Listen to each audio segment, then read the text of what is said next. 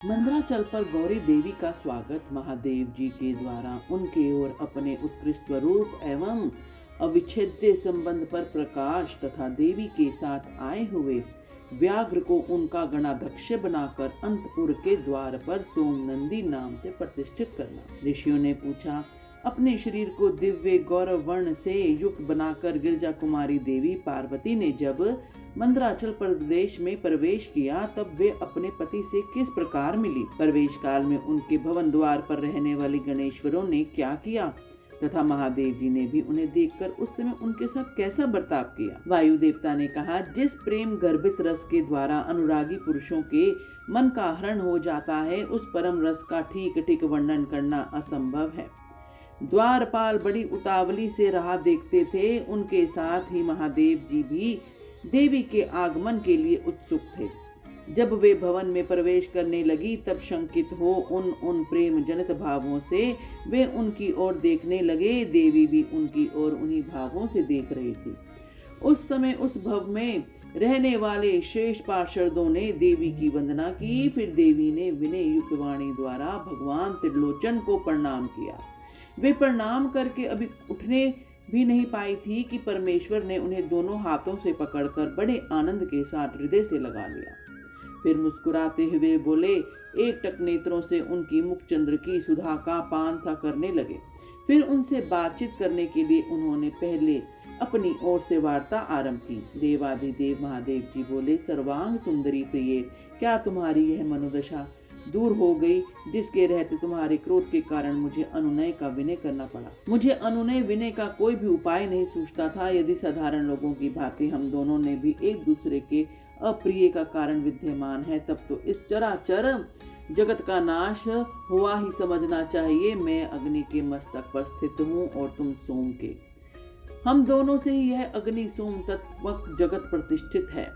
जगत के हित के लिए स्वेच्छा से शरीर धारण करने विचरने वाले हम दोनों में वियोग में यह जगत निराधार हो जाएगा। इसमें शास्त्र और युक्ति से निश्चित किया हुआ दूसरा हेतु भी है। यह स्थावर जंगम रूप जगत वाणी और अर्थ में ही है।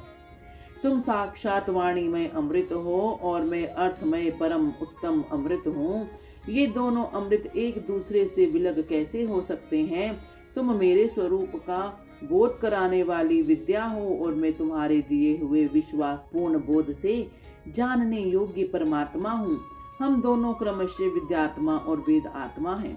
फिर हम में वियोग कैसा संभव है? मैं अपने प्रयत्न से जगत की सृष्टि और संहार नहीं करता। एकमात्र आज्ञा से ही सबकी सृष्टि और संहार उपलब्ध हो जाते हैं। वह अत्यंत गौरवपूर्ण आज्ञा तुम ही हो। ऐश्वर्य का एकमात्र सार आज्ञा अर्थात शासन है, क्योंकि वही स्वतंत्रता का लक्षण है। आज्ञा से युक्त होने पर मेरा ऐश्वर्य कैसा होगा? हम लोगों का एक दूसरे से विलग होकर रहना कभी संभव नहीं है। देवताओं के कार्य की सिद्धि के उद्देश्य से ही मैंने उस समय उस दिन लीला पूर्वक व्यंग्य वचन कहा था। फिर तुम कुपित कैसे हो गई? अतः यही कहना पड़ता है कि तुमने मुझ पर भी क्रोध किया था। वह त्रिलोकी की रक्षा के लिए ही था, क्योंकि तुम में ऐसी कोई बात नहीं है जो जगत के प्राणियों का अनर्थ करने वाली हो। इस प्रकार प्रिय वचन बोलने वाले साक्षात परमेश्वर शिव के प्रति श्रृंगार रस के सारभूत भावों की प्राकृतिक जन्मभूमि देवी पार्वती अपने पति की ही कही हुई यह मनोहर बात सुनकर इसे सत्य जान मुस्कुराकर यह रह गई। लज्जावश कोई उत्तर ना दे सकी। केवल कौशिकी के यश का वर्णन छोड़कर और कुछ उन्होंने नहीं कहा। देवी ने कौशिकी के विषय में जो कहा उसका वर्णन करता हूँ। देवी बोली, भगवान, मैंने जिस कौशिकी की सृष्टि की है उसे क्या आपने नहीं देखा? वैसे कन्या ना तो इस लोक में हुई ना होगी।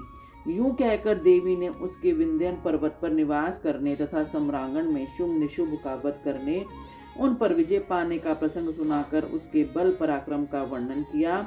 साथ ही ये भी बताया कि वह उपासना करने वाले लोगों को सदा प्रत्यक्ष फल देती है तथा निरंतर लोगों की रक्षा करती रहती है। इस विषय में ब्रह्मा जी आपको आवश्यक बातें बताएंगे। उस समय इस प्रकार बातचीत करती हुई देवी की आज्ञा से ही एक सखी ने उस व्याघ्र को लाकर उनके सामने खड़ा कर दिया। उसे देखकर देवी कहने लगी, देव, यह व्याघ्र मैं आपके लिए भेंट लाई हूँ। आप इसे देखिए। इसके सामान मेरा उपासक कोई दूसरा कोई नहीं। इसने दुष्ट जंतुओं के समूह में मेरे तपोवन की रक्षा की थी। यह अत्यंत भक्त है और अपने रक्षात्मक कार्य से मेरा विश्वास पात्र बन गया है। मेरी प्रसन्नता के लिए यह अपना देश छोड़कर यहाँ आ गया है। महेश्वर, यदि मेरे आने से आपको प्रसन्नता हुई है, यदि आप मुझ में अत्यंत प्रेम करते हैं, तो मैं चाहती हूँ कि यह नंदी की आज्ञा से मेरे अंतपुर के द्वार पर अन्य रक्षकों के साथ उन्हीं के चिन्ह धारण करके सदा स्थित रहे। वायुदेव कहते हैं, देवी के इस मधुर और अंतोगत्वा प्रेम बढ़ाने वाले शुभ वचन को सुनकर महादेवी जी ने कहा, मैं बहुत प्रसन्न हूँ। फिर तो व्याघ्र उसी क्षण लचकती हुई स्वर्ण जटित बेंत की छड़ी, रत्नों से जड़ित विचित्र कवच, सर्प की सी आकृति छुरी तथा रक्ष कोचित वेश धारण किए गणहत्या के पद पर प्रतिष्ठित दिखाई दिया। उसने उमा सहित महेश्वर और नंदी को आनंदित किया था, इसलिए सोम नंदी नाम से विख्यात हुआ। इस प्रकार देवी का प्रिय कार्य और करके चंद्राभूषण महादेव जी ने उन्हें रत्नभूषित दिव्य आभूषणों से भूषित किया। चंद्रभूषण भगवान शिव ने सर्व मनोहारिणी गिरजा कुमारी गौरी देवी को पलंग पर बिठाकर उस समय सुंदर अलंकारों से स्वयं ही उनका श्रृंगार किया। बोलो हर हर महादेव।